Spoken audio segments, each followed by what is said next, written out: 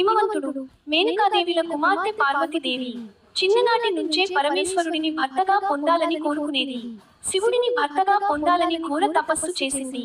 కఠిన వ్రతాలు, ధ్యానం, భక్తితో శివుని అనుగ్రహాన్ని సంపాదించింది. ఆ తపస్సుకు మెచ్చిన శివుడు లోకక్షేమం కోసం పార్వతిని వివాహం చేసుకోవాలని నిర్ణయించాడు. దేవలోకమంతా ఆనందంతో నిండిపోయింది.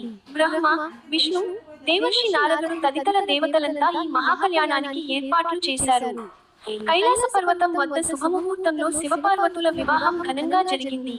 శివుడు జటాజూటధారి, భస్మవిభూషితుడు, గంగాధరుడు. పార్వతి సౌందర్యంతో, లజ్జతో, భక్తితో నిండిన రూపం.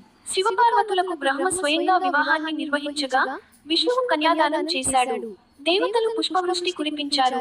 గంధర్వులు గానం చేశారు. శివపార్వతుల కళ్యాణం వల్ల లోకానికి శాంతి, సౌభాగ్యం కలిగింది. భక్తులు ఈ కథను స్మరించుకుంటే దాంపత్య సుఖం, ఐక్యత, భక్తి వృద్ధి చెందుతాయని విశ్వాసం.